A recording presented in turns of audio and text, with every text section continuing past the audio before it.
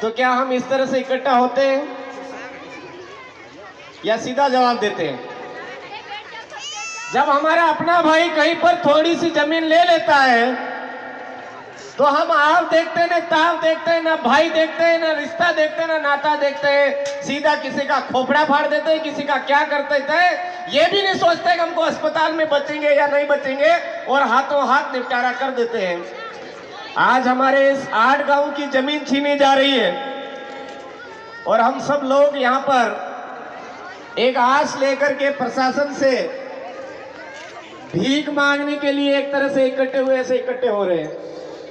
साथियों, सोचना पड़ेगा, हमारे बाप दादा पूर्वज पुरखों ने जो काकड़ बिठाई है वो हमारे बाप दादाओं की जमीन है, और उस काकड़ के अंदर कोई बाहर से आकर के हमारी जमीन छीनने का प्रयास कर रहा है और हमको गुस्सा नहीं आ रहा है। कैसे हमारी काकड़ पार कर रहा है वो? आज हम कह रहे हैं ग्राम सभा का गठन करेंगे। ग्राम सभा ऑलरेडी हमारे गांव में है मेरे भाइयों, उसको पुनर्जीवित करना है, गठन नहीं करना है, उसको जिंदा करना है। हमारे गांव के अंदर जो हमारे गमेती है, मुखिया है, पटेल है, तड़वी है, उसको सम्मान देना पड़ेगा, लेकिन वो ऐसा नहीं बिकाऊ हो, टिकाऊ होना चाहिए। अधिकतर हमारे बीच में टिकाऊ लोग कम और बिकाऊ लोग ज्यादा है, और उस बिकाऊ लोगों की वजह से आज राजस्थान का आदिवासी परेशान है, मध्य प्रदेश का आदिवासी परेशान है, महाराष्ट्र का आदिवासी परेशान है और गुजरात का आदिवासी परेशान है। किस बात को लेकर के परेशान है? हमारी अपनी पूजा पद्धति की रक्षा को लेकर के, हमारी अपने संस्कृति के बचाव को लेकर के, हमारी अपनी जमीन के बचाव को लेकर के, हमारे अपने जल के संसाधन के बचाव को लेकर के दुखी है। आज राजस्थान में जाकर के आदिवासियों के बीच जाकर के बात करते हैं तो राजस्थान का आदिवासी जो आपके यहां पर दुख दर्द है वही दुख दर्द लेकर के वो भी बैठा हुआ है।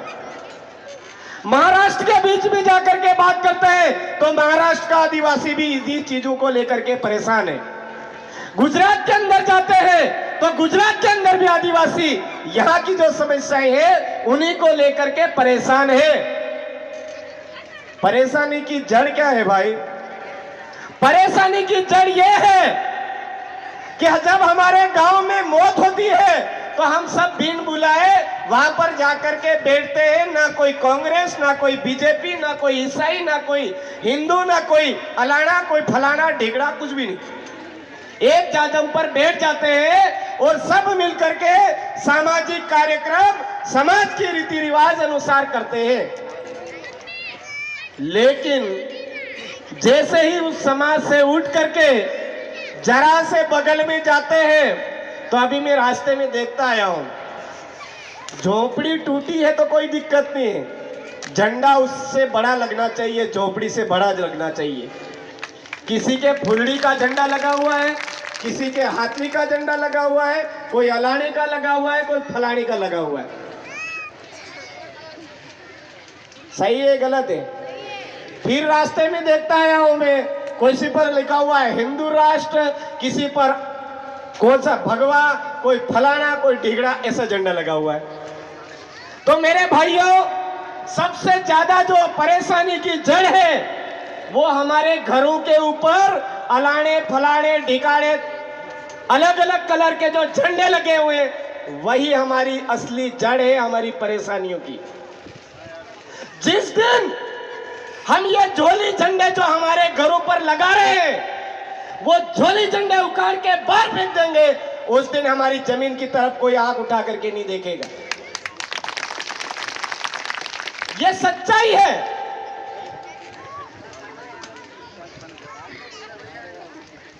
ये सच्चाई है। जितने ज्यादा झंडे हमारे घरों के ऊपर हम लगाएंगे उतनी ज्यादा समस्याएं हमारे इस एरिया के अंदर आएगी, हमारे क्षेत्र के अंदर आएगी। चाहे धार्मिक झंडे हो, चाहे पार्टियों के झंडे हो, ये सारे झंडे जिस दिन हमने हमारे घरों से उतार के बाहर फेंक दिए उस दिन हम आजाद होंगे। आज हमारे पूर्वज पुरखों के दिए हुए जो नेजा निशानी है उनको तो हम भूल गए, हमारे पहनावे को भूल गए, हमारी बोली भाषा संस्कृति को भूल गए, हमारे रीति रिवाज परंपरा को भूल गए, हमारे नीति नियम कानून कायदों को भूल गए। आज जो बाहर से आए हुए लोग हैं वो धीरे धीरे धीरे करके हमारे ऊपर कब्जा जमाते जा रहे हैं। आज शासन प्रशासन पहले आया कि हमारे बाप दादा, जवाब दीजिए भाई, हमारे बाप दादा पहले आए, शासन प्रशासन बाद में आया है। आज वो शासन प्रशासन पहले आए हुए लोगों को डरा रहा है, धमका रहा है, और पहले आए हुए लोग डर रहे हैं, छुप रहे हैं। कहां तक उचित है? घर से बाहर तो निकलना पड़ेगा भाई। आज कितना बड़ा प्लान है, ये माही नदी की शुरुआत है। यहाँ से ये नदी राजस्थान गुजरात तक जाती है।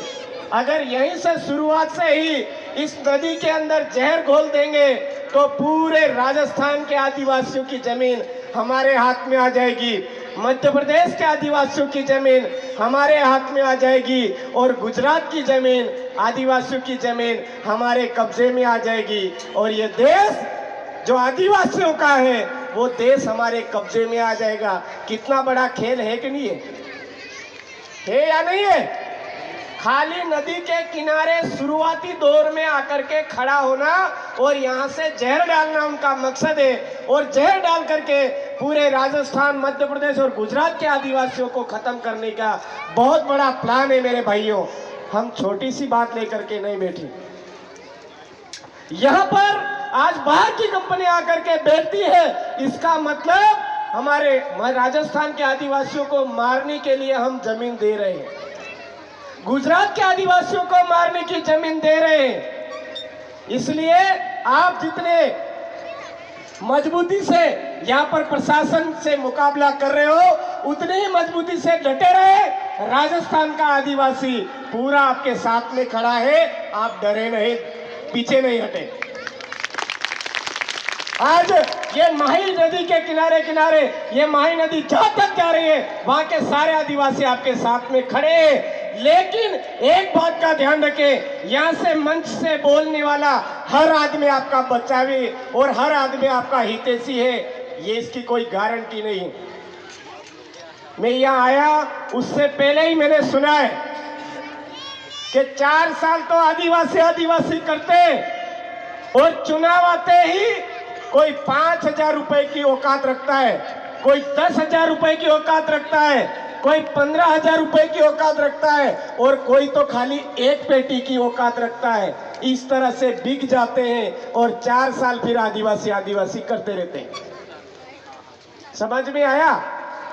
पार्टियों में जाकर के बिकाऊ, यहां पर यह जमीन अगर बचाना है तो हमारे बुजुर्ग लोगों को आगे आना पड़ेगा, या बोलने वालों के ऊपर विश्वास करने से ज्यादा हमारे बुजुर्ग लोगों को आगे आना पड़ेगा और टिकाऊ रह करके मुकाबला करना पड़ेगा।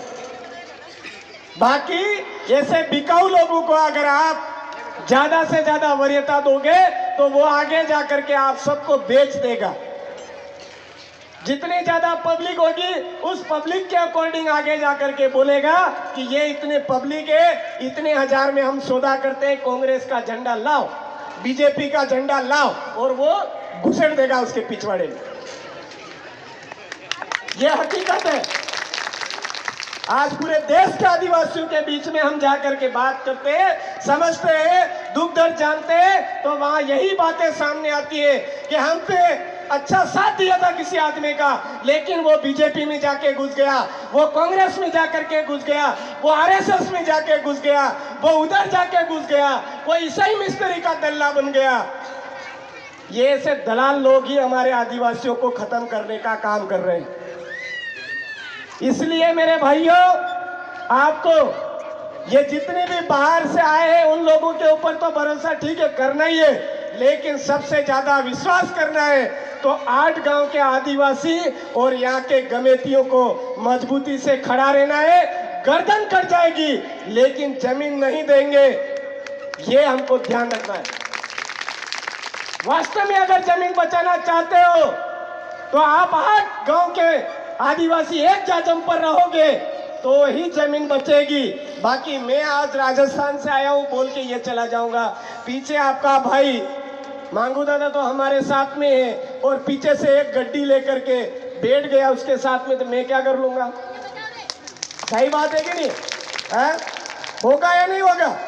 इसलिए इस बात का विशेष ध्यान रखें कि मंच पे बोलने वाला हर आदमी हमारा हितैषी नहीं है। वो जो बातें बोल रहे हैं उन पर ध्यान दीजिए। जो आपको बोल रहे हैं आर्टिकल 13(3) का, ना लोकसभा ना विधानसभा, सबसे ऊंची ग्राम सभा। आपका गांव मजबूत होगा तो ये जमीन बचेगी। गांव मजबूत होगा तो ही जमीन बचेगी। हाँ, हो सकते हैं आपके गांव में 2, 4, 5 बिकने वाले भी होंगे, लेकिन उससे डरने का नहीं। उन 4-5 जो बिकने वाले उनको भी लात मार करके उनके साथ में भगा देने का, अपने आप जमीन बचेगी। हमारे वहां पर एक के बाद एक अटैक हुए, एक के बाद एक अटैक हुए, लेकिन हमने जमीन के मामले में कोई समझौता नहीं किया। जमीन बचाने को लेकर के हमको मरना भी पड़ा, जेलों में भी जाना पड़ा, तो हम आगे थोड़ा सा डटे, वो अपने आप पीछे खिसक गए। तो मैं आपसे यही कहना चाहूंगा, हमारे बाप दादा जिन चीजों को लेकर के चल रहे थे उन्हीं चीज को वापस पकड़ लो। कोई हमारे को इधर उधर हाथ फैलाने की जरूरत नहीं पड़ेगी। आज ये भगवे कोई कौन से झंडे लगा रखे हैं, इन झंडों को साइड में करो। ये हमारे माई बाप नहीं है। हमारे माई बाप कौन है? जिन्होंने हमको पैदा किया, जिन्होंने हमको जमीन दी। क्या इन भगवे झंडों ने आपको जमीन दी क्या? इन भगवे झंडों ने आपको जमीन दी क्या मेरे भाइयों? तो फिर इनको हमारे माथे पे क्यों चढ़ा रखा है? हमारे घरों के ऊपर क्यों चढ़ा रखा है इनको? क्या इस फूल वाली ने जो फूल लगा रखा है, उस फूल वाली सरकार ने हमको जमीन दी क्या? नहीं दी, तो उसको हमारे घरों के ऊपर क्यों लगा रखा है? क्या उस हाथ वाली ने लगा रखा है क्या आपको? हमारी जमीन कांग्रेस ने दिया क्या? नहीं दिया। जमीन किसने दिया? हमारे बाप दादाओं ने, मेरे दादाजी के पिताजी के पिताजी के पिताजी के पिताजी ने। तो मेरे बाप दादा से पिताजी के पिताजी क्या मानते थे, वो चीज में लेकर के चलो, है? उनकी भी बात मानो, उनके जो नियम कायदे कानून है उनके ऊपर में चलो। हाँ, किसी को पार्टी में घुसना ही है तो वो झंडा साइड में लगा दो, अपने साइड में, घरों के ऊपर नहीं लगाना। हमारे घरों के ऊपर हम दूसरों का झंडा लगा रहे, मतलब हम गुलामी स्वीकार कर रहे हैं। ये बात ध्यान रखें। आप तमाम साथियों ने यहाँ पर आज मुझे बोलने का मौका दिया। मैं आपसे यही कहूंगा, आदिवासी पहले है या हिंदू? ईसाई पहले है या हिंदू? या आदिवासी? ईसाई से पहले हिंदू, हिंदू से पहले आदिवासी, उसके बाद में मुसलमान। मुसलमान पहले या हिंदू या आदिवासी? आदिवासी, है ना? एक कोई भी, आप जितने भी बैठे हो, आप में से किस किस के 2-2 बाप है? ए भाई, एक ही बाप के? ठीक है, अभी पता चल जाए। आप में से हिंदू कितने जने हैं? अभी रास्ते में देखता है बड़े बड़े झंडे लगे। ए भाई, मुसलमान कितने जने हैं? ईसाई कितने जने हैं? और आदिवासी कितने जने हैं? ठीक है। जो अपने आप को हिंदू भी कह रहा है, आदिवासी भी कह रहा है, वो 2 बाप का। जो अपने आप को ईसाई भी कह रहा है, आदिवासी भी कह रहा है, वो 2 बाप का। जो अपने आप को कह रहा है कि मैं मुस्लिम हूँ और आदिवासी भी हूँ, वो भी 2 बाप का। और कोई कह रहा है कि मैं आसाराम बापू की भक्ति भी मानता हूँ और आदिवासी भी मानता हूँ, वो भी 2 बाप का। कोई कह रहा है मैं सत साहब को भी मानता हूँ और आदिवासी भी हूँ, वो भी 2 बाप का है। तो आप अपने आप में पहचान कर ले। आपको एक बाप का रहना है कि दो बाप का?